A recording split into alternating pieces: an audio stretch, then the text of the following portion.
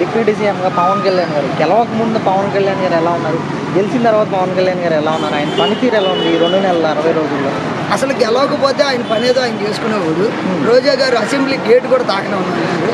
పాపం రోజా గారి ఇంటికి వెళ్ళకుండా జనాలు అందరూ ఆయన దగ్గరికి వెళ్తున్నారంటే దాని అర్థం మీకే తెలియండి. రెండోది, పవన్ కళ్యాణ్ గారు జనాల కోసమే ఉన్నారా అనేటట్టుగా ఉంది వాళ్ళ వ్యవస్థ. ఇదివరకు పవన్ కళ్యాణ్ గారు ఏదో చెప్తా ఉంటారు, అది కరెక్ట్ కాదు. ఇప్పుడున్న పవన్ కళ్యాణ్ గారు వేరు. ఇవాళ స్పందన పెట్టినా కానివ్వండి, రోడ్డు మీద అలా కుర్చీ వేసుకొని కూర్చున్నాడండి, అది ఒక జగన్ ఇవాళకైనా వచ్చి కూర్చోమనండి. అసలు ప్రెస్ మీట్ పెడితే సమాధానం చెప్తున్నాడండి. ప్రశ్నకి ప్రెస్ మీట్లు పెడతాం, సమాధానం చెప్పం. నేను చెప్పింది మీరు వినాలి. అది మా ప్రెస్ మీట్, మా విధానం. అంటే ఇంకా ప్రజలు అనుకుంటున్నారు ఇంకా జగన్ ఉండుంటే బాగుండేది, మా పరిస్థితులు బాగుండేది అని చెప్పేసి ఇలాంటి వ్యాఖ్యలు చేస్తున్నారు జగన్మోహన్ రెడ్డి గారు. ఏం చెప్తారు? ఆయన ఊహాలోకంలో ఉన్నాడు సార్. ముందు భూమి మీదకి రమ్మనండి. దెయ్యాలతో మాట్లాడతాం కాదు, ఊహాలోకంలో ఉన్నాడు. భూమి మీదకి రమ్మనండి ముందు. ఏది పక్కముడే ఉన్నటువంటి తెనాలికి పక్కముడే ఉన్న ఊరికి ఫ్లైట్లో వెళ్ళటం కాదు, పాదయాత్ర చేశాడు కదా, అలాగే భూమి మీద నడవమనండి. ఇప్పుడు జగన్ ఉంటే బాగుండుద్ది అని అంటారు, జగన్ పోతే బాగుంటుంది అనుకుంటారు. ఇవాళ చంద్రబాబు నాయుడు వచ్చిన తర్వాత జనాలు అదొక రకమైనటువంటి ఫీలింగ్తో ఉన్నారు. అది చెప్పడానికి కూడా అర్థమయ్యే ఇది కాదు.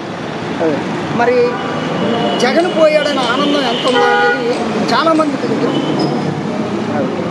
ఇవాళ బ్యానర్లు కడతా ఉన్నారు చూడండి. మరి జగన్ పోయాడనే కదా బ్యానర్లు, తెలుగుదేశం వాళ్ళు బ్యానర్లు కట్టుకుంది. ఎక్కడెక్కడ లేనటువంటి వ్యక్తులు వచ్చి వాళ్ళ బ్యానర్లు కడుతున్నారు.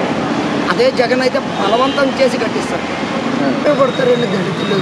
ఆల్రెడీ వైసీపీ మీద దళితులు తిరగబడి అధమ స్థానంలో ఉన్నటువంటి 11 సీట్లు ఇచ్చారు. ఇంకా మీరు గొడ్డకాల్చి మొహం మీద వేద్దాం అనుకుంటా ఉంటే ఎట్లాగూ? బిఆర్ అంబేద్కర్ గారి పేరు గౌరవంగా అక్కడే ఉంది. తీసేసిన పేరు ఒక దరిద్రుడి పేరు. రాజ్యాంగాన్ని రచించినటువంటి మహానుభావుడు పక్కముడే రాజ్యాంగ వ్యవస్థలను కూలీ చేసినటువంటి ఒక దరిద్రుడి పేరు తీశారు. అంతేగాని అంబేద్కర్ మీద దాడి కాదండి అది. మీరు అసలు ఉన్నది లేనట్టు లేనిది ఉన్నట్టు కనికట్టు చేయడంలో మీకు మించిన వాళ్ళు లేరు. అది అందరికీ జగమెరిగిన సత్యం. మీరేదో అంబేద్కర్ గారి మీద ఇది చేశారని చెప్పి వాళ్ళందరినీ రెచ్చగొట్టి ఆంధ్రాలో భయానక వాతావరణాన్ని తీసుకురావాలనే ఆకాంక్ష తగ్గితే మీకు పరిపాలన మీద కానీ రాజకీయంగా అనుభవం కానీ రాజశేఖర రెడ్డి గారి పేరు చెప్పుకొని బతికేటటువంటి మూర్ఖపు ఆలోచన మీది. అంతేగాని అంబేద్కర్ గారిని ఏదో ఇచ్చేసారు, అంబేద్కర్ గారి పేరు చెడగొట్టారు, అంబేద్కర్ గారి విగ్రహం ఇచ్చేసి అదంతా అబోధ కల్పన. సో ప్రధానంగా ఇక్కడ చూస్తున్నాం ఈరోజు దువ్వాడ శ్రీనివాసరావు గారు, ఏదైతే ఎమ్మెల్సీ దువ్వాడ శ్రీనివాసరావు, ఆయన విషయం కూడా చర్చనీయాంశమైంది రాష్ట్రంలో. దాదాపు నేను మంచివాడిని అని చెప్పి మాట్లాడుతూ ఉన్నారు. కావాలనే టీడీపీలో ఉన్న నాయకులు కానీ ఇప్పుడు జనసేన నాయకులు మన బుర్ర జల్లే ప్రయత్నం చేస్తారని చెప్పి ఇలాంటి ఆరోపణలు చేస్తున్నారు. ఏం చెప్తారు సార్? రావణాసురుడు కూడా మంచోడనే చెప్తాడు సార్. అలా అని చెప్పి రావణాసురుడు మంచోడేం కాదు కదా. అలాగే ప్రతి ఒక్కళ్ళు మంచోళ్ళు అని చెప్తారు, అంతేగాని మంచోళ్ళేం కాదు. కూతురు కన్న కూతుళ్ళు ఇద్దరు ధర్నా చేస్తున్నారంటే మంచోళ్ళ చెడ్డోళ్ళ అనేది మీకే తెలియదు. మరి అంత ఇదిలోకి వెళ్ళారంటే ఏం చేయాలి? బయట వాళ్ళు మేము ఏదైనా చెప్పాము, కన్న కూతురు, ఇక అది కూడా అభూత కల్పనేనా? ఆమె ఇంట్లోనే స్వచ్ఛందంగా బహిరంగంగా చెప్పింది, నేను ఆయనతో ఉన్నాను, విడాకులు అవ్వలేదు కాబట్టి. పవన్ కళ్యాణ్ 3 పెళ్ళిళ్ళు అట్లాగే ప్రతి ఒక్కళ్ళు కూడా వాళ్ళు కూడా ముగ్గురిని. మరి మహిళా లోకాన్ని ఏమన్నా అన్నాను అనుకుంటారేమో కానీ ప్రతి ఒక్క ఎమ్మెల్యే కూడా ఆ ఆలోచనలతోటే ఉంటారు. పవన్ కళ్యాణ్ గారు రాజ్యాంగబద్ధంగా విడాకులు తీసుకున్నారు, అఫీషియల్గా పెళ్ళిళ్ళు చేసుకున్నారు. వీళ్ళు అట్లా కాదండి. అంబటి రాంబాబు గారు కానీ గోరంట్ల మాధవ్ గారు కానీ అసలు వాళ్ళంతా వద్దు సార్. అది చెప్పుకోవడం కూడా మన భారతీయ సంస్కృతి కాదు. మా రోజమ్మ గారు ఉంటారు, మాటలు చెప్పేది ఒకటి, ఆమె చేసే కళలు. బెంగళూరు పబ్బు అందరికీ తెలుసు. నిన్న మొన్న కూడా ఎక్కడో కనీసం దాన్ని ఏదో అంటారు ఇటలీ, బట్టలు కూడా ఎట్లా ఉంటాయో అందరికీ తెలుసు, వాళ్ళకే తెలియాలి. అంతేగాని ఎదుటోడి మీద బురద చల్లాలంటే అది ఒక్క భారతదేశంలోనే కాదండి, ప్రపంచంలోనే ఒక్క వైసీపీ వాళ్ళకే చెల్లింది. అన్న ప్రధానంగా ఇక్కడ ఏపీలో కొత్త మద్యం పాలసీ అయితే తీసుకొస్తున్నారు, పాత బ్రాండ్లు మళ్ళీ ఏపీలోకి రాబోతున్నాయి కదా, ఎలా అనిపిస్తుంది, ఏం చెప్తారు? అయితే ఇది మాత్రం చాలా ఆనందించదగ్గ విషయం అండి. పాత బ్రాండ్లు కూడా కొద్దిగా క్వాలిటీ మంచి అమ్మాలని నా కోరిక. ఇవాళ ఏ హాస్పిటల్కి వెళ్ళినా కానీ లివర్ ప్రాబ్లంతో ఉన్నటువంటి వ్యక్తులు చాలామంది ఉన్నారు. మాకు తెలిసి 2019 నుంచి 24 మధ్యలో 6 లక్షల మంది మద్యం మీదే చనిపోయారు. అది కేవలం యువత. 35 నుంచి 45 ఏళ్ల లోపు యువత లివర్ ఇన్ఫెక్షన్ వచ్చి వైద్యానికి ఖర్చు పెట్టుకోలేక మరణాలు సంభవించిన వాళ్ళు ఉన్నారు. అట్లాంటి దరిద్రపు మందు ప్రపంచంలో ఎక్కడ అమ్మరండి. అట్లాంటి మందు ఇక్కడ అమ్ముతారు సార్. మా జగన్ గారు ఆంధ్రప్రదేశ్ రాష్ట్రాన్ని నాశనం చేయాలనేటటువంటి ఒక కృతనిశ్చయం అంతటి నీచపు మందుని అమ్మారు. సార్ మరో పక్కన ఇక్కడ 2 నెలలు అయితే అవుతుంది కూటమి అధికారంలోకి వచ్చి, అసలు ఏం సాధించారు మీరు ఈ రోజున? ప్రజల మీద దాడులు చేయడం తప్ప ప్రజలకు మేలు చేసింది ఎక్కడ? ఇచ్చిన హామీలు ఎగ్గొట్టే ప్రయత్నం చేస్తున్నారు, జగన్మోహన్ రెడ్డి మీద నిందలేసాను, ఇలాంటి ఆరోపణలు చేస్తున్నారు, ఏం చెప్తారు? సార్ వాళ్ళేదో అమ్మఒడి ఇచ్చాం, పొంగుబడి ఇచ్చాం, ఆ డబ్బులు ఇచ్చాం, ఈ డబ్బులు ఇచ్చాం కాదు సార్. ఇక్కడ కేసర్ దగ్గర ఒక ఇసుక ర్యాంప్ ఉంటుందండి. కనీసంగా పొద్దున్న నుంచి రాత్రి వరకు లారీల్లో అన్లోడింగు లోడింగు చేస్తూనే ఉంటారు. అక్కడ క్యూ కనుక మీరు చూస్తే అభివృద్ధి అంటే ఏంటో కనబడుద్ది. ఇసుక ఫ్రీగా ఇవ్వటం వలన ఉపాధి అవకాశాలు మొండిగా ఉన్నాయి.